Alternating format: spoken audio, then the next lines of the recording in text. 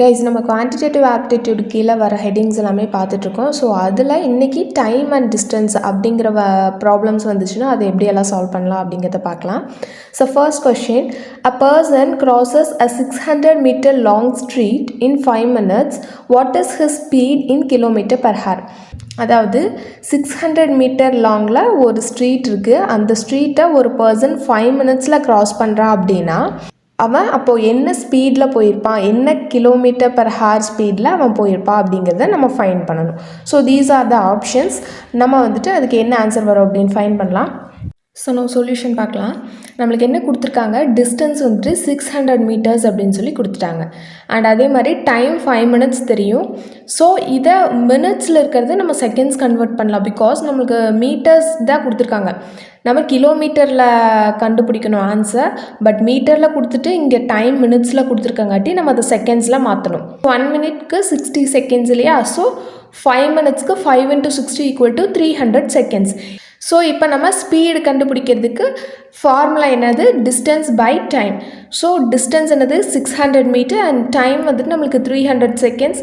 So 600/300 200, that is metre per second. இப்போது நம்ம kilometre per ஹாரில் தான் ஆன்சர் ஃபைன் பண்ண சொல்லியிருக்காங்க.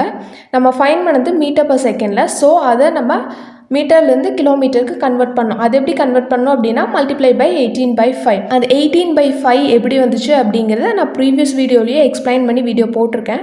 அதை நான் உங்களுக்கு டைட்டிலுக்கு மேலே டேக் பண்ணுறேன். பார்க்காதவங்க அதை போய் பார்த்து தெரிஞ்சுக்குவாங்க. இப்போ சிம்பிளாக அது எப்படி வந்துச்சு அப்படிங்கிறத மட்டும் சொல்லிடுறேன். அதாவது நம்ம கிலோமீட்டரில் கண்டுபிடிக்கணும் அப்படின்னா அதோட ஃபார்முலா என்னென்னா speed in metre per second into 18/5. அந்த 18/5 எப்படி வந்திருக்கும் அப்படின்னா 1 கிலோமீட்டருக்கு நம்மளுக்கு 1000 மீட்டர்ஸ், அதே மாதிரி 1 ஹாருக்கு 3600 seconds. So 1 metre per second நம்ம கண்டுபிடிக்கணும்னா அந்த 3600/1000 which is equal to நம்மளுக்கு 3.6 அப்படிங்கிறது கிடைக்கும். அந்த 3.6 நம்ம சிம்பிளிஃபை பண்ணோம் அப்படின்னா இந்த 18/5 வரும். ஸோ இது டீட்டெயிலாக தெரிஞ்சுக்கணும் அப்படின்னா நான் சொன்ன மாதிரி அந்த வீடியோ போய் பாருங்கள். இப்போது multiply by 18/5 which is equal to இந்த 2 into 18/5 equal to 7.2 km per hour. So option B 7.2 is correct. Second question, if a person walks at 14 km per hour instead of 10 km per hour, he would have walked 20 km more. The actual distance traveled by him is என்ன அப்படிங்கிறத நம்ம கண்டுபிடிக்கணும். அதாவது இந்த கொஷினோட explanation என்ன அப்படின்னா, ஒரு person வந்துட்டு எப்பவுமே 10 km/h அப்படிங்கிற ஸ்பீடில் நடந்து போவாங்க. பட் அவங்க ஒன் டே என்ன பண்ணியிருக்காங்க அப்படின்னா 14 km/h அப்படிங்கிற ஸ்பீடில் போயிருக்காங்க. ஸோ அப்படி 14 km/h அப்படிங்கிற ஸ்பீடில் போனனால அவங்க 20 கிலோமீட்டர் அதிகமாக நடந்திருக்காங்க. அதாவது அவங்க போன டைம் 10 கிலோமீட்டரில் போனாலும் ஒரே டைம் தான், 14 கிலோமீட்டரில் போனாலும் ஒரே டைமில் தான் போயிருக்காங்க. பட் 14 கிலோமீட்டர் ஸ்பீடில் போன டே அவங்க என்ன பண்ணியிருக்காங்கன்னா 20 கிலோமீட்டர் எக்ஸ்ட்ராவாக போயிருக்காங்க. ஸோ அப்போ அதே மாதிரி 10 km/h அப்படிங்கிற ஸ்பீடில் போயிருந்தாங்க அப்படின்னா அவங்க எவ்வளோ டிஸ்டன்ஸ் கவர் பண்ணியிருப்பாங்க அப்படிங்கிறத question. So these are the options. Let the time be t hours. நம்ம அந்த டைமை t அப்படின்னு சொல்லி எடுத்துக்கலாம். So first distance of 10 kilometre அப்படிங்கிறத 10 × t அண்ட் டிஸ்டன்ஸ் அட் 14 கிலோமீட்டரை 14 × t அப்படின்னு சொல்லி எடுத்துக்கலாம். அப்போது இதுக்கு ரெண்டுக்கும் டிஃப்ரென்ஸ் இருக்க டிஸ்டன்ஸ் நம்மளுக்கு என்ன, 20 கிலோமீட்டர் எக்ஸ்ட்ராவாக நடந்திருக்காங்க இல்லையா? ஸோ அந்த 20 கிலோமீட்டர். ஸோ இதை நம்ம ஃபார்முலாவில் அப்ளை பண்ணலாம். இப்போ 14t - 10t which is equal to இந்த 20. ஸோ நம்ம சிம்பிளிஃபை பண்ணும்போது 14 - 10 4t equal to 20. So now என்ன பண்ணோம், t equal to 20/4 போட்டோம் அப்படின்னா நம்மளுக்கு t5 அப்படின்னு சொல்லி கிடச்சிரும். ஸோ ஆக்சுவல் டிஸ்டன்ஸ் நம்மளுக்கு என்ன கண்டுபிடிக்கணும் அப்படின்னா 10 km/h அப்படிங்கிறது கண்டுபிடிக்கணும் இல்லையா? ஸோ 10 × இந்த 5 which is equal to 50 km. அப்போ option A 50 km is correct. A farmer traveled a distance of 61 km in 9 hours. He traveled partly on foot at 4 km per hour and partly on bicycle at 9 km per hour. The distance travelled on foot is. So இந்த கொஷினோட explanation என்ன அப்படின்னா, a farmer travelled a distance of 61 km in 9 hours. 61 kilometre டிஸ்டன்ஸை ஒரு farmer 9 ஹார்ஸ்க்கு travel பண்ணியிருக்காங்க. ஓகேவா, ஒரே mode use பண்ண கிடையாது. அவங்க 2 விதமாக அவங்க போயிருக்காங்க. ஒன்று வந்துட்டு நடந்து போயிருக்காங்க, 4 கிலோமீட்டர் அவங்க நடந்து போயிருக்காங்க. அண்ட் பேலன்ஸ் 9 கிலோமீட்டர் அவங்க வந்துட்டு பைசைக்கிளில் போயிருக்காங்க. அப்போது நடந்து போயிருக்கிற டிஸ்டன்ஸ் எவ்வளோவா இருக்கும் அப்படிங்கிறத அவங்க ஃபைன் பண்ண சொல்லி கேட்டிருக்காங்க. ஸோ நம்மளுக்கு இங்கே ஸ்பீட் தெரியும், அதை வச்சு நம்ம நடந்து போனது எவ்வளோ டிஸ்டன்ஸ் ட்ராவல் பண்ணியிருப்பாங்க அப்படிங்கிறத ஃபைன் பண்ணணும். So these are the options. Now we move on to solution. Total distance 61 kilometre நம்மளுக்கு தெரியும். அண்ட் டோட்டல் டைம் 9 ஹார்ஸ் அதுவும் தெரியும். And speed of foot 4 km per hour and bicycle 9 km per hour இதுதான் வந்துட்டு கொடுத்துருக்கிறது. இப்போது நம்ம அதை சப்ஸ்டியூட் பண்ணலாம். Let the distance travelled and foot be x kilometre, because அவங்க எவ்வளோ நடந்து போயிருக்காங்க அப்படின்னு அதுதான் கொஷின் நம்ம ஃபைன் பண்ணணும். ஸோ நம்ம அதை x கிலோமீட்டர் அப்படின்னு சொல்லி எடுத்துக்கலாம். Then the distance travelled on bicycle நம்மளுக்கு டோட்டல் டிஸ்டன்ஸ் எவ்வளோ அப்படின்னு தெரியும், 61 மைனஸ் அவங்க எவ்வளோ தூரம் நடந்து போயிருக்காங்க அப்படிங்கிறத நம்ம ஃபைன் பண்ணோம் இல்லையா. ஸோ அந்த எக்ஸ் அதை மைனஸ் பண்ணோம் அப்படிங்கன்னா நம்மளுக்கு அது இதுவும் கிடச்சிரும். So 61 minus x kilometre. இப்போது அவங்க எவ்வளோ டைம் எடுத்திருக்காங்க அப்படிங்கிறத இப்போ நம்ம இதில் சப்ஸ்டியூட் பண்ணலாம். ஆன் ஃபுட் இந்த x by 4 hours and bicycle 61 minus x by 9 hours. இப்போது அந்த டோட்டல் டைம் நம்மளுக்கு 9 ஹார்ஸ்ன்னு தெரியும். ஸோ இதை ரெண்டையும் ஆட் பண்ணாதான் நம்மளுக்கு அந்த டோட்டல் ஹார்ஸ் 9 அப்படிங்கிறது வரும். So x by 4 plus 61 minus x by 9 equal to 9. So இப்போ அதை நம்ம சப்ஸ்டியூட் பண்ணலாம். சப்ஸ்டியூட் பண்ணுறதுக்கு முன்னாடி 4க்கும் 9க்கும் நம்ம எல்சிஎம் எடுக்கணும். ஸோ இது ரெண்டும் எதாலையும் டிவிசிபிள் பண்ண முடியாது. So 9 4 9 4s are 36. ஸோ இப்போ 36 into x by 4 plus 61 minus x by 9 equal to 9. இது ஸோ இந்த போத் சைட்ஸும் நம்ம 36ஆல் மல்டிப்ளை பண்ணுறோம். இதுக்கான வேல்யூ அடுத்து நம்ம கண்டுபிடிக்கணும் அப்படின்னா இதை மட்டும் ஃபஸ்ட் எடுத்துக்கலாம். 36 into x by 4 36x by 4 அப்படிங்கிறது நம்மளுக்கு வரும். அதாவது 36 by 4 into x. இப்போது இது ரெண்டையும் நம்ம சிம்பிளிஃபை பண்ணோம் அப்படின்னா நம்மளுக்கு அது 9 கிடைக்கும். ஸோ இந்த x 9x.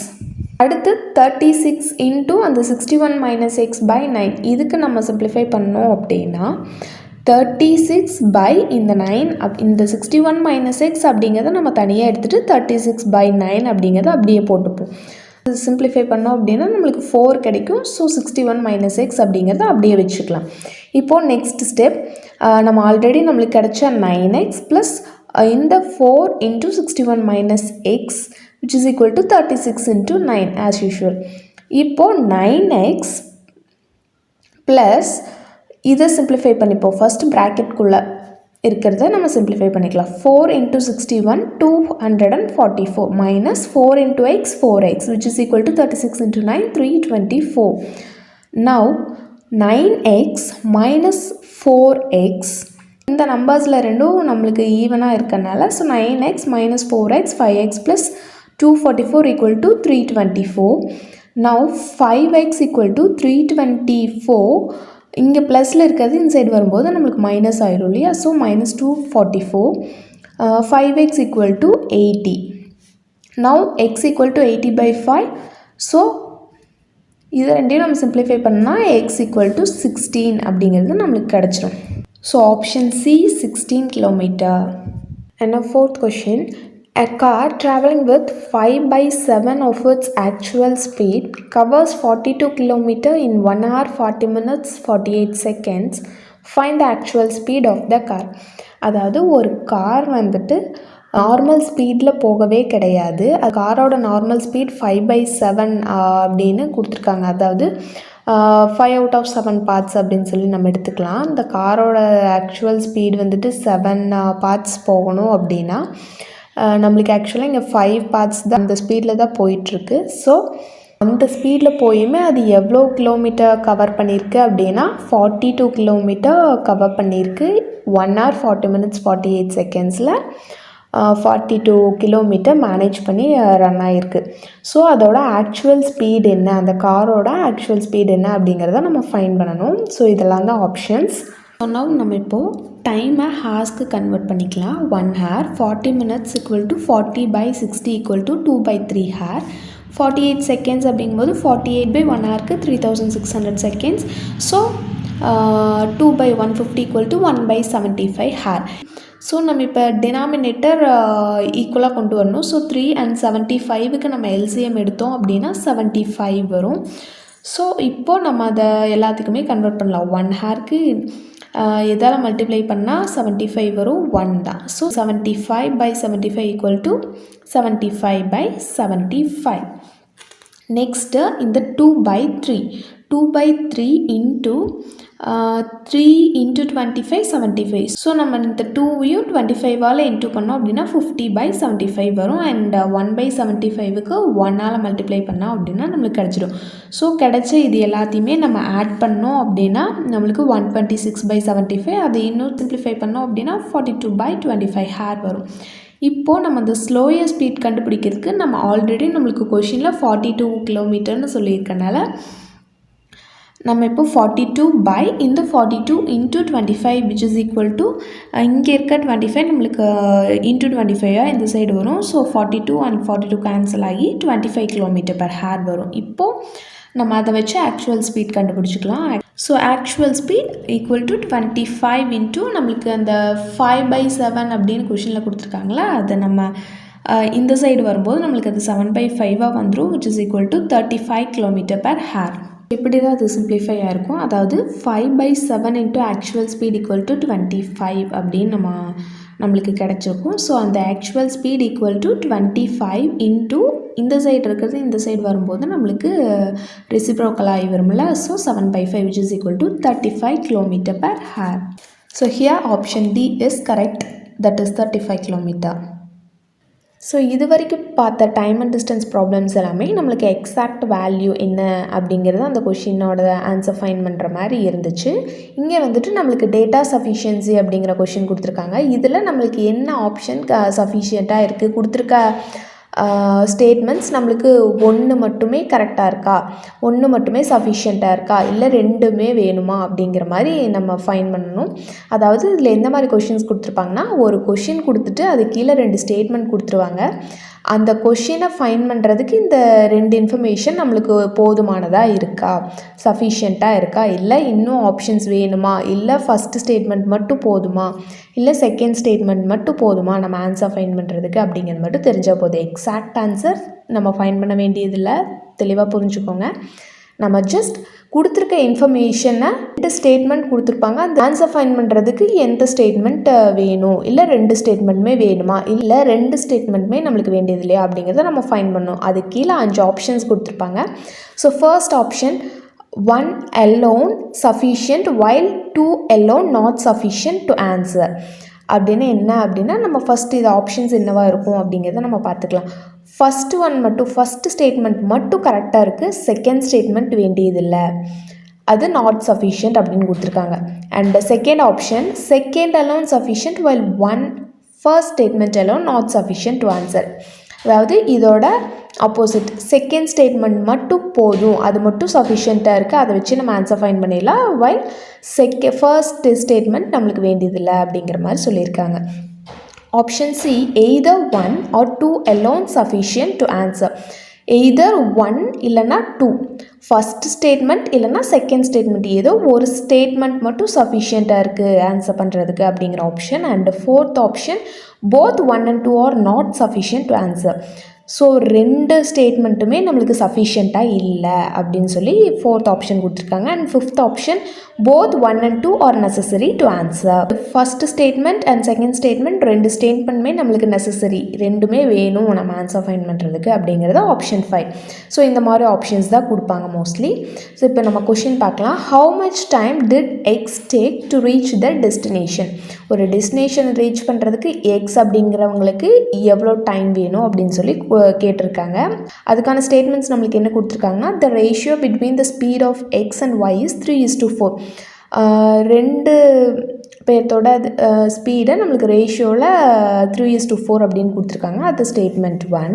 And statement 2, y takes 36 minutes to reach the same destination.